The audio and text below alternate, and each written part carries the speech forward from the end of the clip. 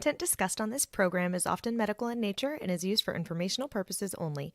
No content discussed should be taken as medical advice. Please consult your healthcare professional for any medical questions.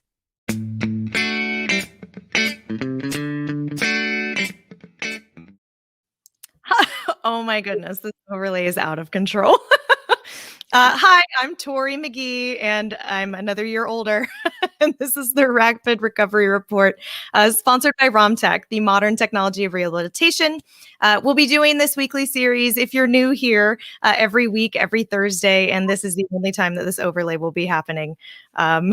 So we do this at 4 p.m. Pacific, 7 p.m. Eastern, where we talk to different guests, surgeons, ROMTech employees, patients. And if you're new to ROMTech and you don't know who we are, feel free to look us up at www.romtech.com.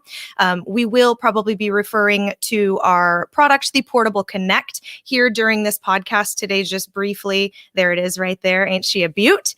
And it's a high-tech recovery device that's geared at getting patients moving and on the road to recovery faster. So again, follow us on our social handles and check us out on the web to learn a little more about us. But today we've got a super awesome guest. I'm really excited about this. Dr. Eric Slotkin. He's a orthopedic surgeon that specializes in complex total joint arthroplasties of hip, knee, shoulder. He's a grad of the Philadelphia College of Osteopathic Medicine and completed his residency at Pinnacle Health and Penn State Hershey Medical System in Pennsylvania. He completed additional fellowship training in adult reconstruction and joint replacement in the internationally known Cleveland Clinic. Dr. Slotkin has numerous peer-reviewed journal publications focusing on patient-specific techniques, minimally invasive surgeries to improve patient function and expedite recovery. And in addition to his surgical practice, he frequently serves as teaching faculty at various joint reconstruction courses, and he helps other surgeons with techniques and technologies on the national scale. So he's skilled in cutting-edge arthroplasty techniques, and his surgical interests include minimally invasive direct anterior intramuscular hip replacement surgery, complex primary and revision hip and knee replacement surgery, hip preservation surgery, and both primary and reverse total shoulder replacement surgeries. So we're stoked to have you here, Dr. Slotkin. And I want to start this off by saying, you guys, Dr. Slotkin's patients love him, and so do I. So this is going to be a really fun one. Well, I appreciate that, Tori. You did not tell me it was your birthday, so happy birthday. Well, thank you. You know, I feel like unless I'm turning 29, best present ever, right? That's right. I'd rather spend it with you. So. Yeah.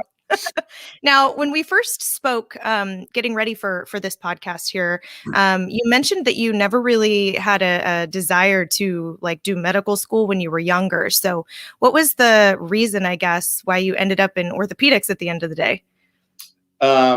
So, when I was in college, I had no idea what I wanted to do in life, and probably spent the majority of my first 2 years of college kind of experiencing college and enjoying myself.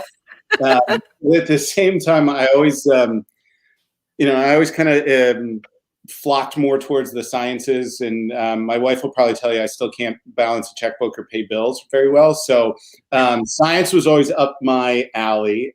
When I was in college, I used to do a lot of medical research.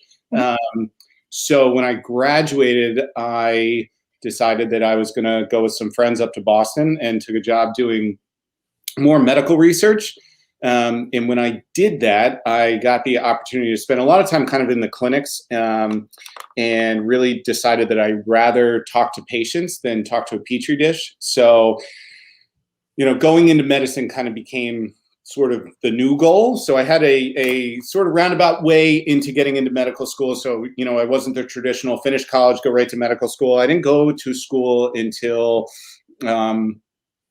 I was about 4 years out from college before I went to medical school. So it was the right decision because I ended up meeting my wife there. So, I can't really complain about it. But when I was in medical school, you kind of have to go through every single medical specialty. And I realized really quickly that I didn't quite like taking care of sick people, but I did like taking care of people. So my first clinical rotation was with a very prominent orthopedic surgeon in Center City, Philadelphia. And the first day that I was there, I think he did probably 8 knee replacements, and I thought it was the coolest thing ever. And I was tainted and ruined for the next 2 years of medical school, because at that point I was like, well, this is the greatest thing in the world. Yeah. These patients aren't sick, and you can do things to make them better. As I kind of went through my training and everything, I realized more and more, at least, when I was training through like my orthopedic residency, that at least the way that I thought about it, like joint replacements kind of were the cream of the crop for me, because I got to take a problem, fix a problem, still have a relationship with the patient for a really, really long time, but not really manage something, rather like give them their life back. And that was kind of, really the driving force between what I do and still do. I mean, that's why I have fun with my job. So Yeah, that's awesome. I love that. I wonder how many people wind up, having an interest in the very first rotation that they have, and then they just hate every other rotation that they've got. It really made like certain rotations that you have to go through difficult, because I always tried to, my wife will tell you, so where we went to school in Philadelphia, one of the things we had to do was you have to do like they called it a community medicine rotation. So you had to spend time like in a free clinic type thing. And I had the pleasure of being in the free clinic with, it was myself and 5 other female students who were all interested in like various specialties for like women care. And the majority of the things that came into this clinic were like things like that. So I luckily got to kind of sit back and was like, listen, if somebody sprains an ankle, like I'm happy to take care of them. But the rest of the time, I think you guys are better suited for this stuff. So no, I think you're right. I think there's a lot of doctors out there that will tell you that there were aspects of their training in medical school that they just probably have eliminated from their thought. Yeah, I bet. So now tell me what kind of treatments that you do specialize in, and the types of surgeries that you're conducting more of these days. So in my practice, I specialize strictly in joint replacements. So I take care of mainly problems of the hip, knee, and shoulder. But in my group, I'm blessed that I have 6 really good partners, and we all kind of subspecialize in a different aspect of orthopedics. I'm, kind of the de facto joint surgeon in the group. 2 of my other partners specialize in trauma and do some joint surgery, but that's what I do. So most of the patients that come to see me either have hip pain, knee pain, and a smattering of shoulder pain, but they're typically on some pathway where either the management of or the definitive treatment for will be a joint replacement.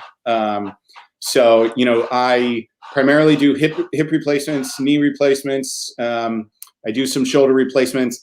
I also do, patients who have had previous joint replacements that have problems with their existing joint replacement.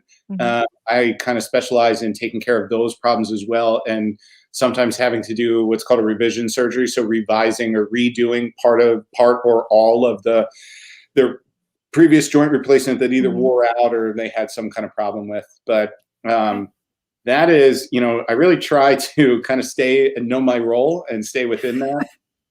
Where I practice, we all, the hospital is a level 1 trauma center, so all of us do take care of, fractures and trauma stuff, but my elective practice is all primarily joint replacement surgery. Okay. Now, I touched on this very briefly. So we've actually read a lot of glowing reviews from patients of yours online. I have people to say nice things about me. It works really well. Stop. So we did do our research on you, and you seem to have a really impressive list of peer-reviewed publications on the topic of hip arthroscopy, which makes you quite the expert in this arena. So hip replacements seem, to me at least, a little scarier than a knee replacement. So could you talk to us a little bit more about that and why it's such an important operation to have? Sure. So I actually think it's the other way around. I think a hip replacement is a far easier surgery and recovery and operation. But part of the reason is, so most people that have a problem with their knee or with their shoulder, it's really easy to kind of compensate for that, right? So you can hide that by, leaning on the other knee, leaning on other joints around there to kind of take the brunt of the force off of that. The way that I explain it to patients is, when you have a bad problem with your hip joint, it's the one thing that connects the top part of you to the bottom part of you. So when that hip doesn't work, it doesn't work for pretty much anything you want to do. So, as much as, people try to hide it, it really gets in the way of almost all normal activities you do, from walking up and down stairs to getting in and out of a car to just sitting and, like you're sitting at your desk right now, to, something as simple as just rolling over in bed. So Yeah. hip pathology and hip arthritis can really significantly cause somebody discomfort, but more importantly, it really affects their quality of life and their function, Mm-hmm. and it's very hard to hide. So, when you talk about the success of operations as a whole, no one dies from arthritis. It's a quality of life problem, not a quantity of life problem. So, there's a reason why, pretty annually, hip replacements rank very, very high on the list of all elective patient surgery. Whether it's plastic surgery, cosmetic surgery, actually hip replacements are fairly high up on that list of patient satisfaction. And the reason is because, I always joke with patients, you could do a hip replacement, put it in upside down and backwards, and they'll still get better.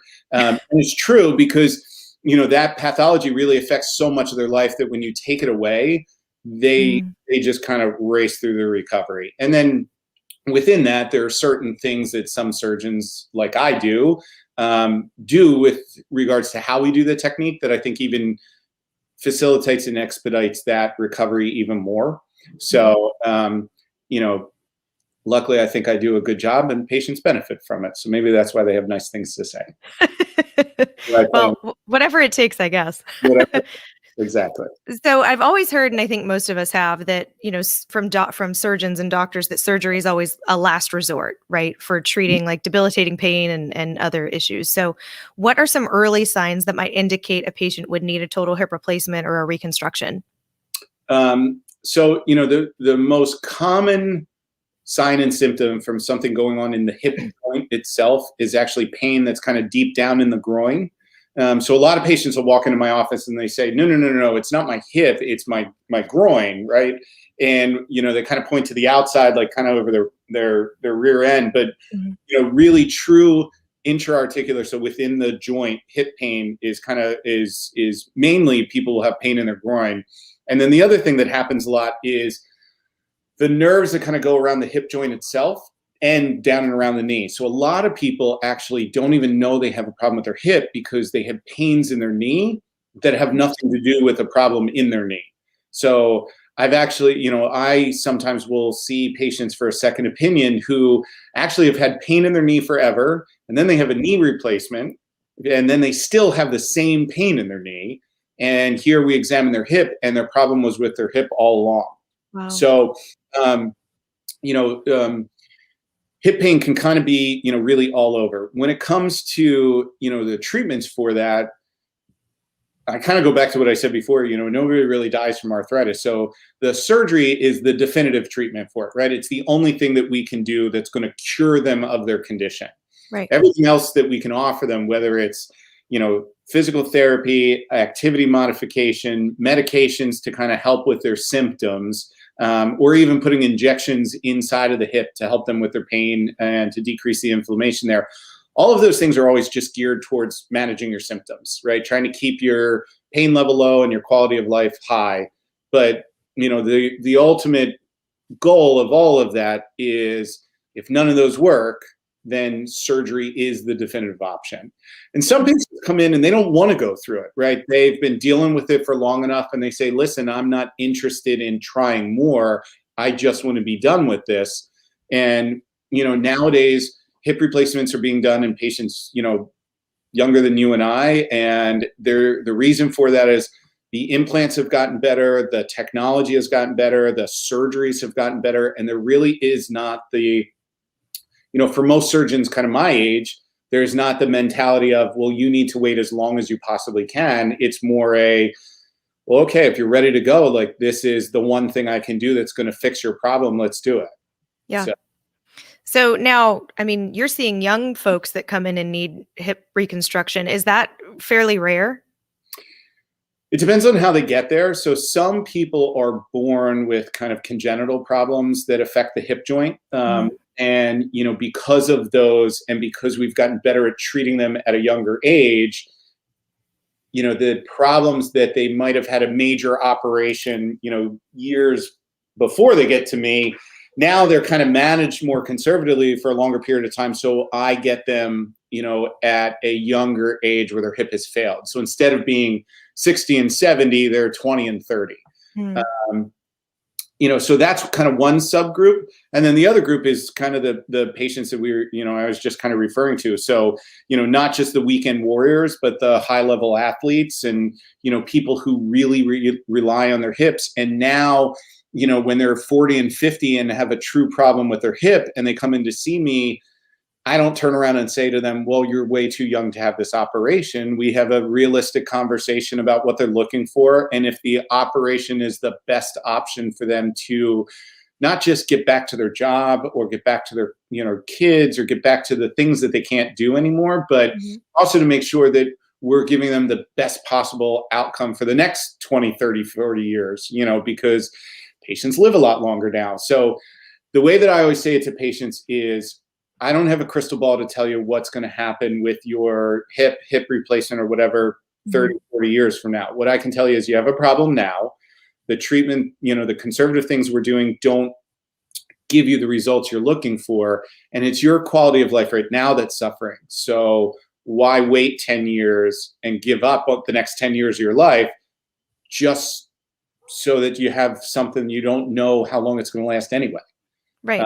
So, I just think a lot of it is kind of the mentality about how we do these things. And then also, 10, 15 years ago, the parts that we used only lasted 10, 15 years, right? Now the technology is kind of caught up. The parts last longer. And, most of them are geared towards younger individuals. So, yeah.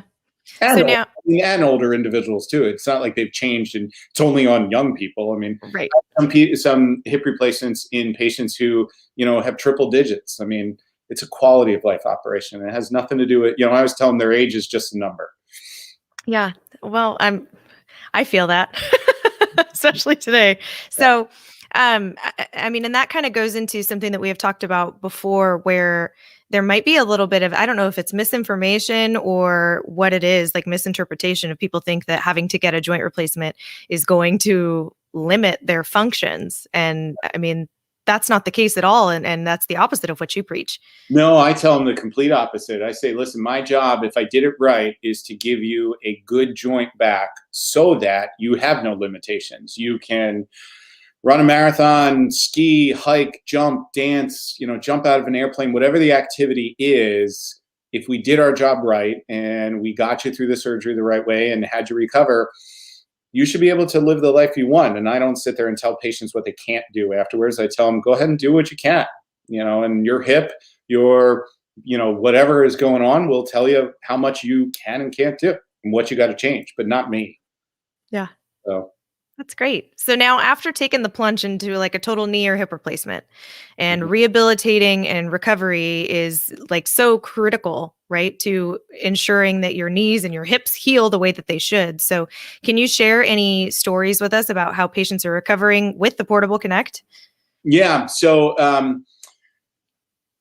so two separate things there. So one, the rehab side of it is, I always just, the way that I say it to patients is, listen, I can do the best job for you possible, but if you sit still for the next 6 weeks and don't move, you're not going to move after that, right? It's not your new joint will not heal on its own, and the muscles around it that we don't, do anything to are not going to recover on their own. So, think of it in the same context as sticking a car in a garage for years. When you go to turn it on, it might and it might not. Right. So, the therapy and the recovery, the rehab, like however a surgeon, does it for their patients, whether it's sending them to a physical therapist or utilizing kind of technology like the Portable Connect, which, I use mainly for my knee replacement patients. And I use it for some hip replacement patients, who really require therapy. The kind of the mentality around physical therapy, I think, took a hit with the pandemic and just changed a lot. But I don't think the pandemic changed it altogether, right? Like most surgeons were kind of, and it was driven by patients.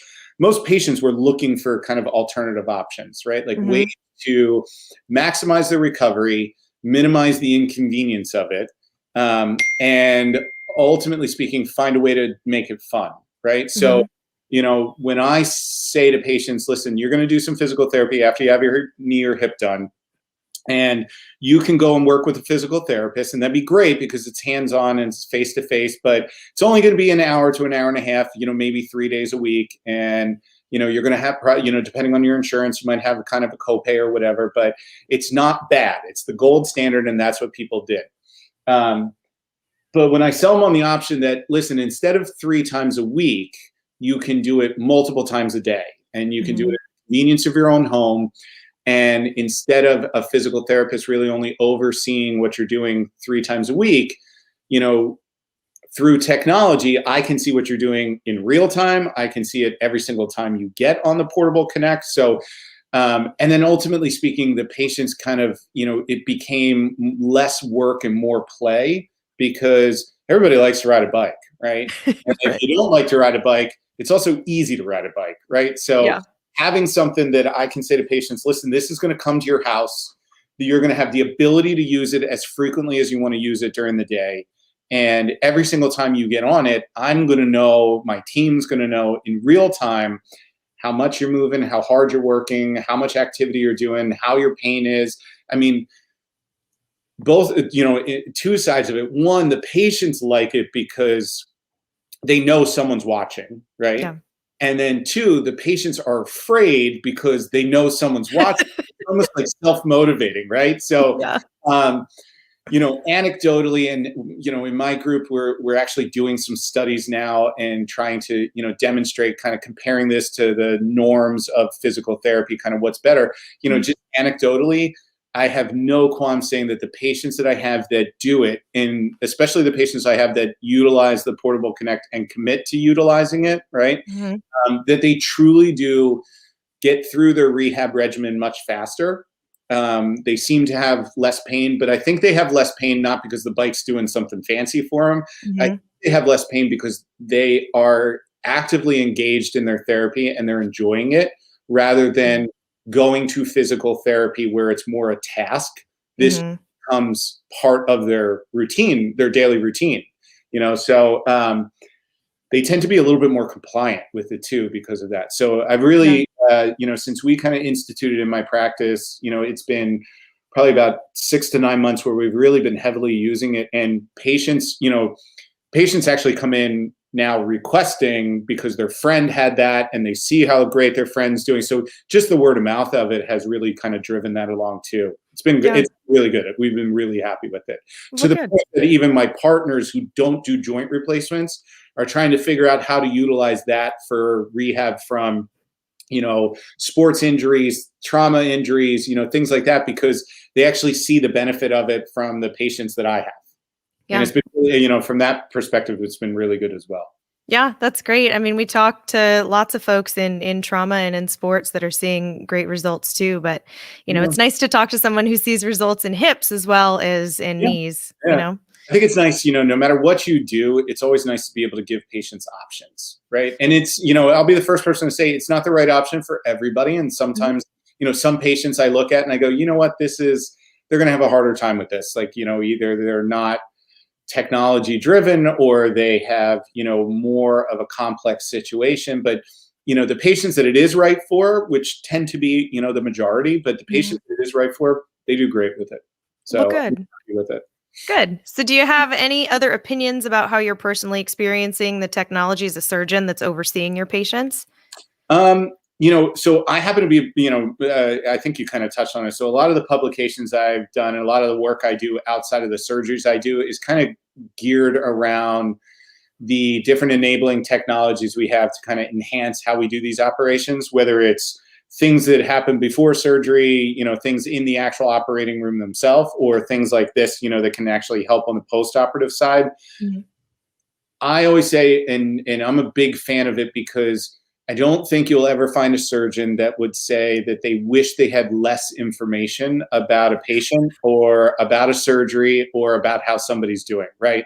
Most of us got into doing this because we genuinely want our patients to do well. Mhm. So, the more information you can get out of technology, the better, it might not change your outcomes, but I think the better the experience is going to be on both sides of the coin, whether you're the surgeon or whether you're the patient. And if any of that improves the outcomes, even just slightly, then it's all worth it, right? So, that being said, I think the technologies have to be proven. You can't just, use something that somebody, it's not snake oil and we're not, the medicine man, but, things that kind of demonstrate a clinical reason for using them and a good improvement. I mean, there's a reason that most joint replacements now, the vast majority have done with some type of technology, Mhm. right? Whether it's a hip replacement or a knee replacement. And it's the reason why, even the post-operative therapy, I mean, a lot of the ways that we kind of manage this stuff, whether it's something like the Portable Connect or whether it's, you look at like Peloton and Mirror and kind of all these other kind of whether they're, even though they're not specifically geared for post-operative rehab, Mhm. these are kind of the devices that most people are kind of moving towards and getting out of the gyms and getting more into these, kind of interactive ways of recovering and exercising and recuperating. And I think that's nobody wants to feel like they're going through it by themselves, right? So Right. anything that, whether it's real or not, gives you the impression that you are doing it kind of in a group or with other people, even if you can't see them. It's that perception that I'm not alone in this. And I think Right. that helps kind of the psychology of the recovery. Yeah, So, absolutely. I totally agree with you. Well, we don't want to take up too much of your time, Dr. Slotkin, but this has been really informative. You're the first hip specialist, really, that we've kind of had on here. It's been lots of knees and sports, and it's been nice to talk to somebody in like true total joint. oh, thank you very much. And happy birthday. So I'm sure once you get off of this, you can go and enjoy yourself. So, Well, thank you so much. Is there anything that you want to plug in the meantime? I know you can visit Dr. Slotkin on, social media at his website. Everything is scrolling here along at the bottom. the only thing I will say is the website there, it's oarmd.com. But MD.